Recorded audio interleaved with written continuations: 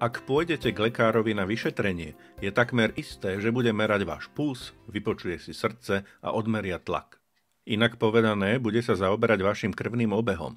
To je logické, veď problémy s krvným obehom vás rýchlo úplne vyradia z aktívneho života či pošlú rovno do večných lovišť. Podobné to je aj vo firme, tam však nehovoríme o krvi, ale o peniazoch.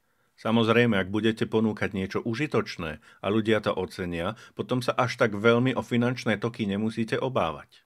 Ale zle zorganizované financie môžu byť smrteľnou chorobou. Ak v predaji a dodávkach, čo len trochu zakopnete, o vplyve svetových kríz ani nehovoriac. Vyšetrenie si v tomto prípade môžete urobiť aj sami, stačí si položiť pár otázok. Stalo sa vám aspoň raz za posledných 12 mesiacov niečo z tohto zoznamu? Za prvé, nejaký veriteľ opakovane volal, že ste po splatnosti. Za druhé, vaša ekonómka vám prišla oznámiť, že ak zaplatíte DPH, tak vám nezostane dosť na výplaty. Za tretie, naozaj sa vám stalo, že ste nemali na vyplatenie miest alebo DPH. Za štvrté, nemali ste na zaplatenie odvodov. Teraz sa poďme pozrieť na inú oblasť. Za piate, chcete urobiť väčšiu investíciu, ale neviete, koľko máte v danej chvíli voľných peňazí. Za šieste, keď poviete ekonómke, aby vám prezradila, koľko máte na účtoch voľných peňazí, trvá večnosť, kým dostanete odpoveď. Za siedme, keby ste chceli investíciu rozložiť na splátky, neviete, koľko mesačne by to bolo, aby ste tým neohrozili svoju firmu. A ešte posledná oblasť.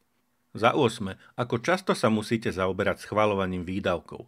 Koľkokrát do týždňa niekto dránka o peniaze, aby ste schválili nejaký výdaj?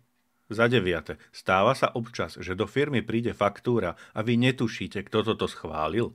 Ak sa u vás vyskytujú podobné problémy, potom patríte do rizikovej skupiny. Ak sa vyskytuje u vás viacero príznakov, potom už hovoríme o chorobe. Je najvyšší čas s tým niečo urobiť. Na liečbu tejto choroby sme nachystali seriál o tom, ako sa organizujú financie vo firme. Všetky časti spolu majú menej ako hodinu. Nie je to zložité, ale zaberie to kus práce. Neváhajte a skontaktujte nás. Niečo sa s tým dá urobiť.